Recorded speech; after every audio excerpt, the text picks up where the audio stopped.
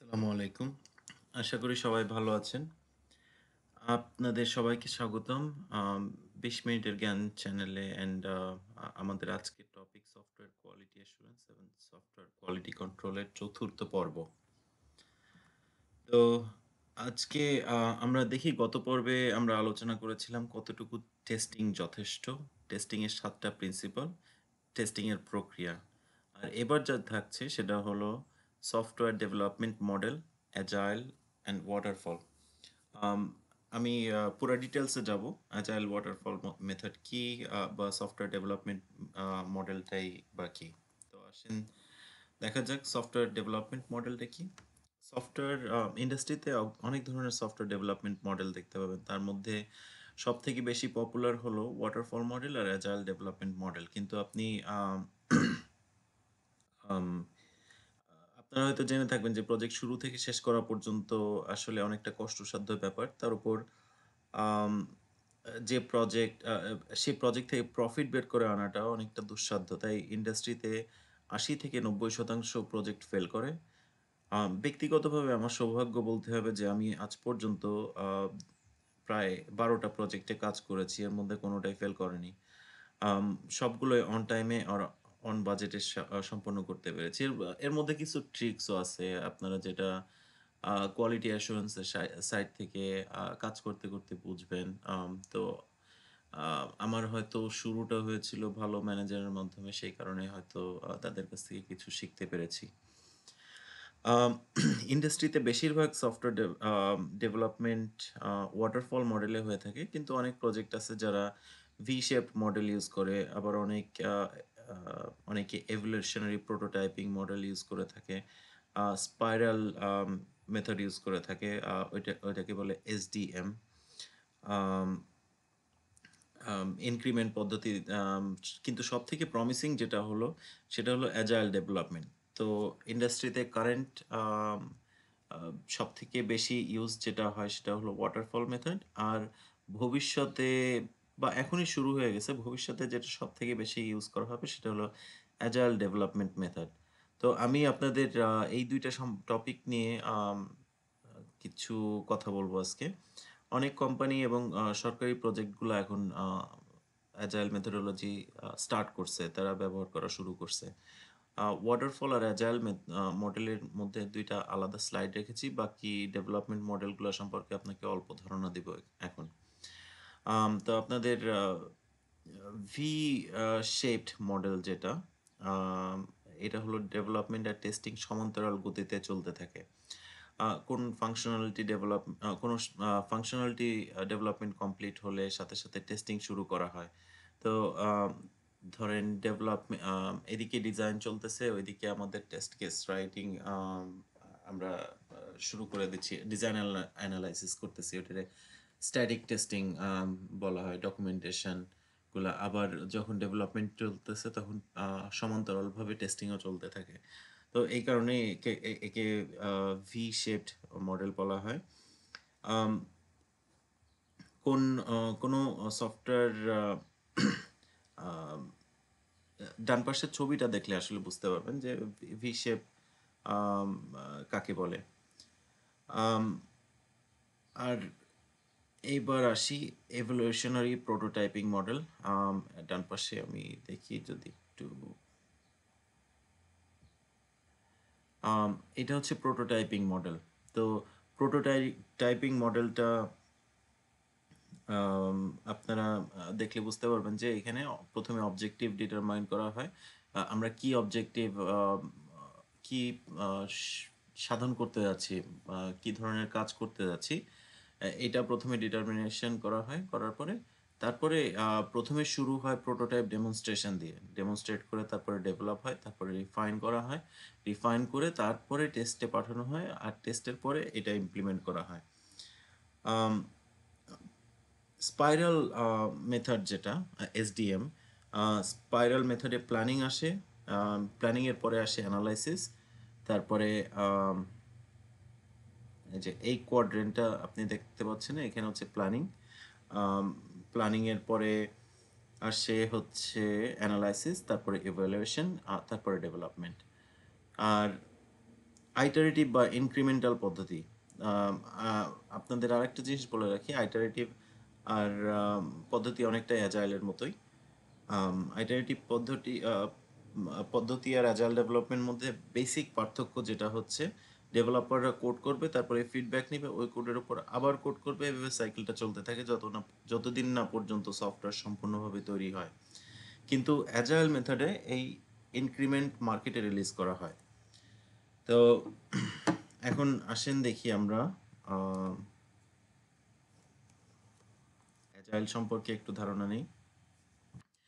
Agile, আমি যদি সোজা সাপটা সংজ্ঞাটা বলি, তাহলে agile is a group of software development methods based on iterative and incremental development where requirements and solutions evolve through the collaboration between self-organizing cross-functional teams.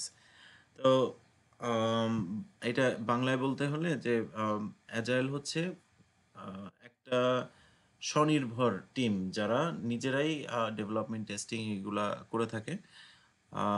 এরা kind of self organising হয়। তো আপনি এই আমব্রেলাটা দেখলে বুঝতে পারবেন অ্যাজাইলের, আমরা অ্যাজাইল মেথোডোলজি বলি, অ্যাজাইল আমব্রেলার মধ্যে কত ধরনের মেথোডোলজি আছে। একটা হচ্ছে রেশনাল ইউনিফাইড প্রসেস, সংক্ষেপে আরইউপি। আরেকটা হচ্ছে lean, feature driven development FDD. এটার আবার অনেক সময় বিহেভিয়ার ড্রিভেন ডেভেলপমেন্টও বলা হয়ে থাকে, সেটা অটোমেশনের ক্ষেত্রে। স্ক্রামটা হচ্ছে সব থেকে বেশি প্রচলিত এখানে। খুব ছোট ছোট কয়েকটা টিম, ধরেন আপনার যদি সফটওয়্যারটা ছোট হয় তাহলে একটাই টিম, 9 মেম্বার, 9 বা 10 মেম্বারের একটা টিম হবে। ওই টিমের মধ্যে থাকবে প্রত্যেকের স্ট্যাটাস হবে ডেভেলপার। সেটা যদি টেস্টারও হয় তারও স্ট্যাটাস ডেভেলপার, যদি সিস্টেম অ্যাডমিনিস্ট্রেটর হয় তারও স্ট্যাটাস ডেভেলপার। এক্সট্রিম প্রোগ্রামিং হচ্ছে আর একটা, অ্যাডাপটিভ সফটওয়্যার ডেভেলপমেন্ট একটা, কানবান। এটা খুবই প্রমিসিং একটা একটা মেথোডোলজি।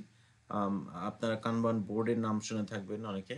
ক্রিস্টাল ক্লিয়ার হচ্ছে আর একটা মেথোডোলজি। তো আমি পরের স্লাইডটাতে একটা ছোট্ট উদাহরণ দেখা যাচ্ছি কিভাবে অ্যাজাইল কাজ করে। অ্যাজাইল মেথোডোলজি ঠিক এইভাবে কাজ করে যে প্রথমে আপনি আমি যদি আমার লেজার পয়েন্টটা নিয়ে আসতে পারি, প্রথমে একটা ভিশন থাকে। তো ভিশন থেকে আমরা প্রথমে প্রজেক্ট প্ল্যানিং করি। প্ল্যান, তারপরে প্ল্যান রিলিজ করা হয়, ইনিশিয়াল ডিজাইন করা হয়, আর্কিটেকচার এস্টাবলিশ করা হয়। সরি, ফাউন্ডেশন প্রথমে, সেট আপ ফাউন্ডেশন, তারপরে প্ল্যান, তারপরে প্ল্যান রিলিজ করা হয়, ইনিশিয়াল ডিজাইন করা হয়, এস্টাবলিশ আর্কিটেকচার, তারপরে এইভাবে ঠিক ঘুরতে থাকে। পরের সাইকেলে যায়, আবার ঘুরতে থাকে। কিন্তু এর মাঝখানে অ্যাজাইলের একটা সুবিধা হচ্ছে যে আপনি প্রথমে একটা স্প্রিন্ট কমপ্লিট, এই যে সার্কেলটা দেখতেছেন এইটাকে বলা হয় স্প্রিন্ট। আরেকটা সার্কেল দেখতেছেন, এটা সেকেন্ড স্প্রিন্ট, থার্ড, এটা হচ্ছে রিলিজ স্প্রিন্ট বলা হয়। তো রিলিজ স্প্রিন্টে এসে প্ল্যান রিলিজ করা হয়। আর এর একটা সুবিধা হচ্ছে যে আপনি প্রথম স্প্রিন্ট 1 শেষেই হয়তো দেখা যাচ্ছে প্রোডাক্ট মার্কেটে ছাড়তে পারেন, বা স্প্রিন্ট 2 শেষে আপনি করতে পারেন। তো অ্যাজাইলে কিছু ব্যাপার গুরুত্ব সহকারে দেখা হয়, যেমন individual interaction over process and tools. আপনার ইন্ডিভিজুয়াল ইন্টারাকশনটাকে এরা অনেক সময় অ্যাজ ওয়াটারফলে দেখা যায় প্রসেস মেনটেন করতে গিয়ে প্রচুর সময় চলে যায়। কিন্তু অ্যাজাইলে এই সুবিধাটা আছে যে আপনি খুব সহজে ডকুমেন্টেশনের উপর খুব বেশি জোর না দিয়ে, সরি, প্রসেসের উপর আর টুলসের উপর খুব বেশি জোর না দিয়ে ইন্ডিভিজুয়াল ইন্টারাকশনের উপর বেশি জোর দেওয়া হয়। Working software over comprehensive documentation. তো ডকুমেন্টেশন হচ্ছে, যেমন ধরেন আমি যখন ওয়াটারফল মেথোডোলজিতে কাজ করছি তখন আমার প্ল্যান, ডিজাইন, তারপরে রিপোর্ট, অনেক ধরনের ডকুমেন্টেশন করতে হয়েছে। কিন্তু এইখানে ডকুমেন্টেশনটা হচ্ছে আম, আম, খুবই মিনিমাল। মানে আপনি যদি এন্ড অফ দ্য স্প্রিন্ট আপনার টাইম না থাকে, আপনি সাবমিট না করলেও সমস্যা নেই। Customer collaboration over contract negotiation. কাস্টমারের চাহিদা কি, কাস্টমার কি চাচ্ছে, সেটার উপর বেশি জোর দেওয়া হয় কন্ট্রাক্টের থেকে বেশি। কারণ কাস্টমার যখন প্রোডাক্ট ওনার হিসাবে, সে যখন অল অফ দ্য রিকোয়ারমেন্ট দিচ্ছে আপনাকে, তখন এটা খুব সহজ হয়ে যায় যে কাস্টমার, আপনি যেটা ডেভেলপ করতেছেন সাথে সাথে ফিডব্যাক পাচ্ছেন, আবার সাথে সাথে যদি কোনো চেঞ্জ আনার দরকার হয় সাথে সাথে আপনি সেটা চেঞ্জ করতে পারতেছেন। তো এখানে কাস্টমারও অনেক সময় খুব খুশি থাকে। আম, আর কন্ট্রাক্টের উপর জোর কম দেওয়া হয় যেহেতু এই টিমটা as a team, as a group, এরা সবাইকে হেল্প হেল্প আউট করতেছে। Responding to change over following a plan. অ্যাজাইলে আমি একটা জিনিস দেখছি আমার বর্তমান প্রজেক্টে, অ্যাজাইল মেথোডোলজিতে। তো আমরা সবসময় আম, একটা চেঞ্জের রেসপন্ড করি ফেয়ারলি কুইকলি। ওয়াটার ফলে আপনার প্রত্যেকটা স্টেপ পার হয়ে তারপরে এনহ্যান্সমেন্টে যাইতে হয়। এখানে যদি স্কোপ থাকে আমরা নেক্সট প্রিন্টে ঢুকাই দিতে পারি যে কোনো চেঞ্জ। তো অ্যাজাইল অ্যাজাইলের ধরেন একটা উদাহরণ দিচ্ছি। আপনার বস একটা your boss wants to build something that will take her from her house to workplace. তা একটা বাহন তৈরি করতে হবে। তো she wants you to build it using agile approach. কিভাবে এটা তৈরি করবেন? তো আমি এখানে কিছু অপশন আছে, A, B, C, D, E, F, G, H, I, J. এখানে আম, 5টা আইটেম আপনার চুজ করতে হবে ইনক্রিমেন্টাল অ্যাপ্রোচে। তো আমরা দেখি, প্রথমে আমাদের চয়েস থাকবে ডি, কারণ আমাদের এটা চাকার দরকার, এটা হচ্ছে আমার স্প্রিন্ট 1। তারপরে সেকেন্ড স্প্রিন্টে গিয়ে আমি 2টা চাকা দিয়ে একটা চেসিস দিয়ে বেস তৈরি করব। তারপরে এইচ, পরবর্তী স্প্রিন্টে গিয়ে এইচ, তার মানে হচ্ছে আপনার একটা ইঞ্জিন বসায় দিলাম। তারপরে আম, পরের স্প্রিন্টে গিয়ে আমি একটা বডি বানালাম। তারপরে রং টং করে লাস্ট স্প্রিন্টে গিয়ে আমি পুরা কারটা তৈরি করে দিলাম তাকে। এইটা হচ্ছে অ্যাজাইল মেথোডোলজি। ওয়াটারফলে যদি আপনি করতে যান তাহলে আপনার স্টেপ বাই স্টেপ, মানে প্রত্যেকটা 4টা চাকা আগে জোগাড় করতে হবে। তারপরে ওর উপরে চেসিসটা দিয়ে মানে একেবারে ফাইনাল প্রোডাক্ট না হওয়া পর্যন্ত আপনি ওইটা রিলিজ করতে পারবেন না এরকম। তো আসেন দেখি ওয়াটারফল কি বলে। ওয়াটারফল শুরু হয় হচ্ছে ইনিশিয়েট থেকে। আম, আমরা যে কোনো প্রজেক্ট করার সময় ইনিশিয়েট, এখানে কন্ট্রাক্ট নেগোসিয়েশন ব্যাপার থাকে। কন্ট্রাক্ট পাওয়ার পরে তখন প্রজেক্ট ইনিশিয়েট করতে হয়, কিক অফ করতে হয়, তারপরে প্ল্যানিং এর দিকে ঝুঁকতে হয়। প্রজেক্ট প্ল্যানিং এ গিয়ে আমরা কতগুলো রিকোয়ারমেন্ট অ্যাকসেপ্ট করব, কতগুলো ডিজাইন, টিমের স্ট্রাকচার কি হবে, কে কে থাকবে টিমে, রোলস অ্যান্ড রেসপন্সিবিলিটি কি হবে, কয়টা ডেলিভারেবল হবে, অনেক কিছু প্ল্যান প্ল্যান করা হয় এখানে এক্ষেত্রে। তারপরে টেকনোলজি কি হবে ওইটা অবশ্যই শুরু থেকে ইনিশিয়েটের সময় ডিসকাস করা হয়, কিন্তু ডিটেলস প্ল্যান করা হয়। আর্কিটেকচার ডায়াগ্রাম সব কিছু করা হয় হচ্ছে প্ল্যানিং ফেজে। প্ল্যানিং এর পরে আসে রিকোয়ারমেন্ট। এই স্টেজ থেকেই সাধারণত টেস্টাররা যোগ দেয় যে কোনো প্রজেক্টে। একদিকে রিকোয়ারমেন্ট ডেভেলপ হচ্ছে, আর সাথে সাথে টেস্টাররা তাদের ফিডব্যাক দিচ্ছে রিকোয়ারমেন্টে। অনেক সময় দেখা যায় কি যে আপনি যদি একটা বাগ, একটা ডিফেক্ট রিকোয়ারমেন্ট ফেজে পেয়ে যান, সেক্ষেত্রে এইটার ফিক্সিং কস্ট অনেক কম হয়। ফিক্সিং কস্ট নাই বলতে গেলেই চলে, কিন্তু যদি আপনি সেই বাগটাই প্রোডাকশনে পান তাহলে প্রচুর খরচ হয় এটা ফিক্স করতে, কারণ এটা পুরো একটা সাইকেল হয়ে আবার আসতে হবে। এখন আসেন ডিজাইনে। ডিজাইন ফেজে সাধারণত প্রোডাক্টটা ডিজাইন করা হয়। এটার আর্কিটেকচারটা কিভাবে কাজ করবে, ক্ষুদ্র ক্ষুদ্র অংশ ডিজাইন করা হয়, টেকনিক্যাল ডিজাইন যেটা বলে। তো ওভারঅল আর্কিটেকচার থেকে আমরা তখন এটারে ভাগ ভাগ করে নিই। প্রত্যেকটা কম্পোনেন্ট কিভাবে ডিজাইন, কিভাবে কাজ করবে সেই ডিজাইনটা করা হয়। তারপরে ইন্টিগ্রেশন ডিজাইনটা করা হয়। তারপরে আসে ডেভেলপমেন্টে মূলত প্রোডাক্টটা তৈরি হয়। ডেভেলপাররা কোড করে, টেস্টাররা ওই সময় টেস্ট কেস রাইট করে, টেস্ট কেস লিখতে থাকে। তারপরে টেস্টিং ফেজে এসে তখন টেস্টাররা অ্যাকচুয়াল প্রোডাক্টটা টেস্ট করে, এটারে বলে ব্ল্যাক বক্স টেস্টিং। আর এই 2টা ফেজের মাঝখানে ডেভেলপমেন্ট যখন কমপ্লিট হচ্ছে, ডেভেলপার যখন ওইটা টেস্টিংয়ে পাঠাচ্ছে, তার মাঝখানে আরেকটা আছে হোয়াইট বক্স টেস্টিং, ওইটা হচ্ছে ইউনিট টেস্টিং বলে। আমি এই সম্পর্কে পরবর্তী পর্বে আরও ডিটেলসে যাব, আরও ডিটেলসে আলোচনা করব। তো টেস্টিং যখন কমপ্লিট হলো তখন এটা ট্রানজিশন হয়। ট্রানজিশন মানে হচ্ছে এখানে এই ফেজে সাধারণত ইউআরটি ইউজার অ্যাকসেপ্টেন্স টেস্টিং ইউজাররা যারা এন্ড ইউজার যারা মূলত প্রোডাক্টটা ইউজ করবে তারা এই পর্যায়ে এসে টেস্ট করে। তারপরে মেইনটেন্যান্স অ্যান্ড অপারেট। ফাইনালি প্রোডাক্টটা রিলিজ দেওয়া হয় মার্কেটে বা আমরা বলি গো লাইভ। গো লাইভ হওয়ার পরে তখন এটা মেইনটেন্যান্স অ্যান্ড অপারেশনে যায়। তো আজকে আমাদের এই ছিল সব আশা করি সবকিছু আপনাদের বুঝতে কোনো সমস্যা হয়নি। বুঝতে কোনো সমস্যা হলে সাথে, সাথে আপনি একটা কমেন্ট রাখতে পারেন। আর আমি দরকার হয় পরবর্তী পর্ব থেকে আমার ইমেইল অ্যাড্রেসটা এখানে দিয়ে দেব। যাতে করে আপনাদের কোনো প্রশ্ন থাকলে আপনারা সরাসরি আমার সাথে যোগাযোগ করতে পারেন।